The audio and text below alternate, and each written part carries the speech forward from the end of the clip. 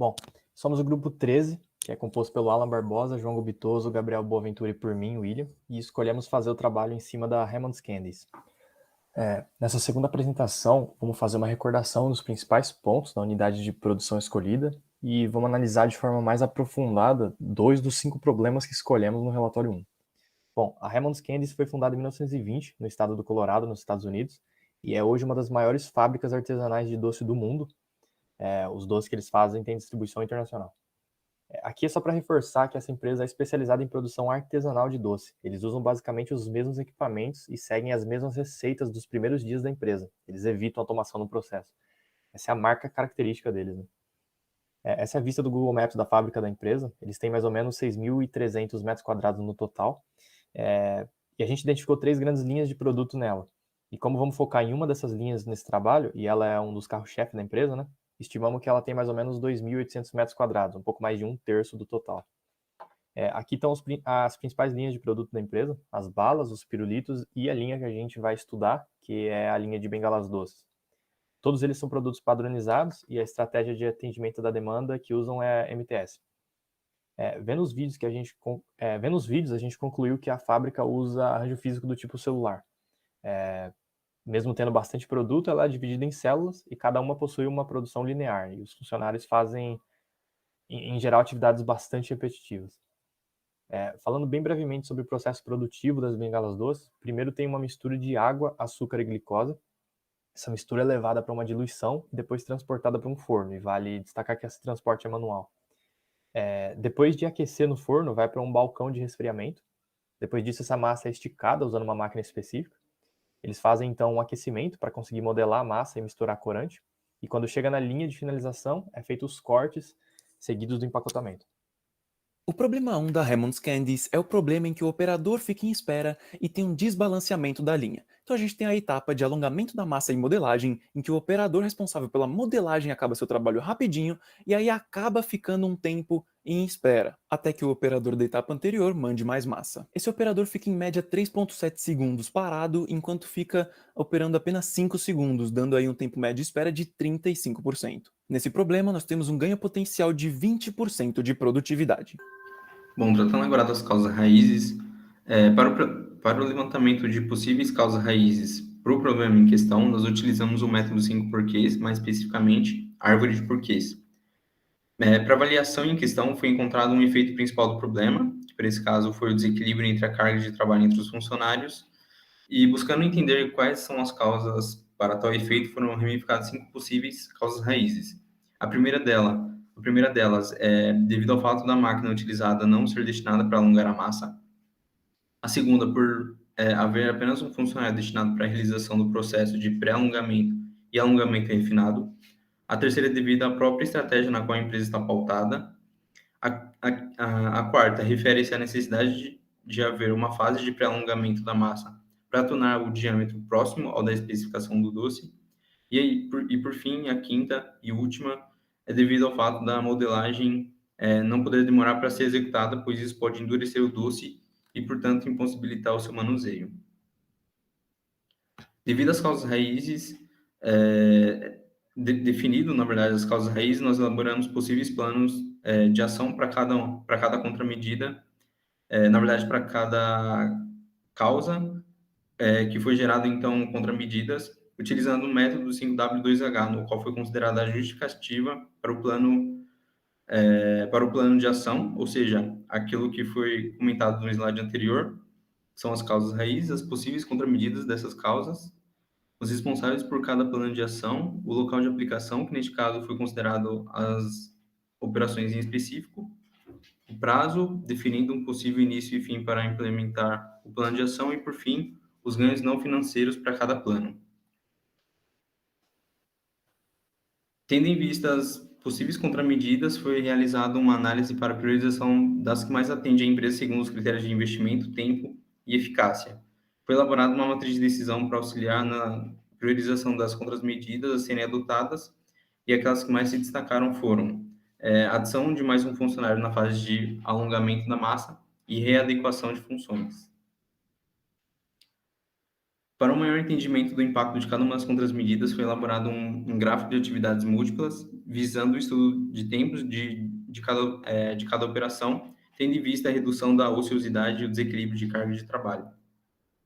Para a situação atual, o tempo total para a realização de alongamento, corte e modelagem de massa é de aproximadamente 57 minutos por batelada produzida, e para a contramedida 1, que no caso é a adição de mais um funcionário, o tempo é reduzido para 37 minutos, enquanto para a contramedida 2, que trata da readequação das funções, esse tempo é reduzido para 44 minutos aproximadamente.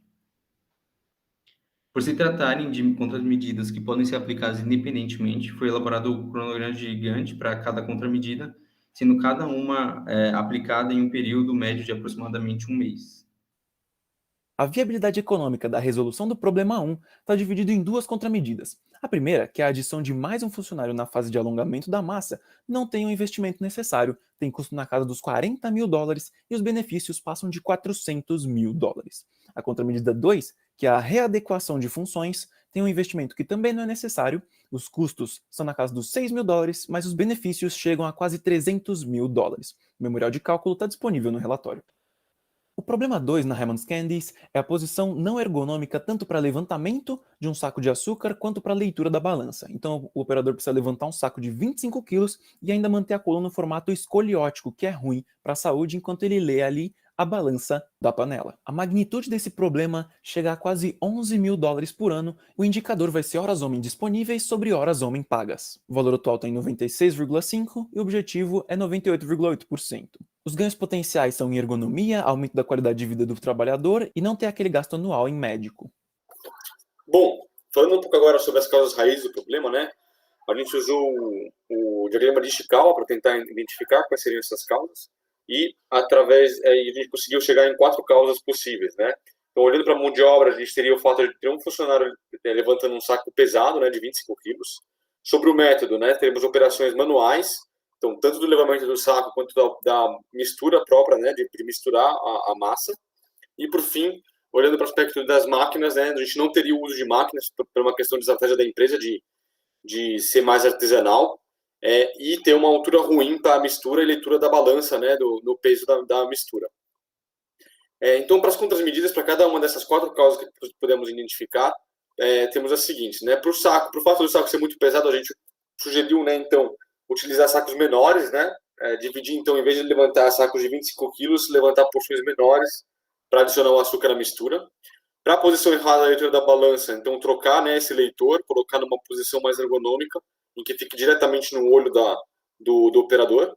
Na mistura, né, o fato de ser manual, então usar um misturador, existem várias já opções no mercado, né, um misturador industrial para fazer de maneira automática essa mistura, e pelo fato da estratégia da empresa, né, de ser muito artesanal e ser pouco automatizado os processos, então trazer automatização para mais processos de transporte, de produção, de fabricação dos produtos.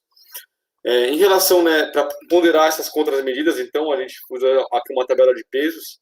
Então, a gente deu peso 1 para o tempo, peso 2 para o investimento e peso 3 para a eficácia da solução. E a gente chegou na seguinte classificação, né? Em primeiro lugar, comprar um misturador elétrico para resolver o problema de mistura manual. Em segundo lugar, trocar os sacos de 25 quilos por sacos menores, né, para evitar de operador levantar pesos muito, muito grandes. Quanto aos outros dois, né, o leitor da balança em uma altura ruim, a gente percebe que seria pouco eficaz, né? O mais importante seria ele não estar levantando muito peso. E em relação a automatizar muitos processos, né, a gente considera que vai contra a proposta de valor da empresa de ser artesanal. Então a gente também deixa essa opção de lado. Então, né, para essas duas opções que a gente sugeriu, a gente coloca aqui o cronograma de implementação para cada uma delas. Então, a de comprar misturador, né, é mais simples, né? A gente procurou um misturador já disponível no mercado, seria basicamente comprar e implementar. Então, em um mês a gente considera que é possível fazer isso. E no caso, né, de trocar o saco de açúcar por sacos menores, a gente percebe que tem um pouco mais de complexidade, né? Talvez também porque teria que trocar, negociar isso com os fornecedores, procurar fornecedores que vendam para a gente em sacos menores por um preço assim acessível, né? Porque a gente não tem um prejuízo econômico muito grande em trocar esse método de fornecimento. E também teria toda uma questão de ver o estoque, o transporte desses sacos, ver se teria alguma alteração no processo de hoje, né? Então teria que ser feito um estudo para ver a implementação desse processo. A viabilidade econômica da resolução desse problema 2 também está separada em duas contramedidas. A primeira, que é a mudança no método de mistura do doce, tem o investimento necessário de R$ 13.800, e a contramedida 2, que é a adequação nos sacos de açúcar, não tem investimento necessário, mas vai trazer aí um custo de R$ 550 por mês, mais benefícios de R$ 1.750 por mês. O resultado combinado desses dois vai ser que o investimento vai se pagar após 12 meses na implantação. A gente tem um memorial de cálculo também disponível no relatório.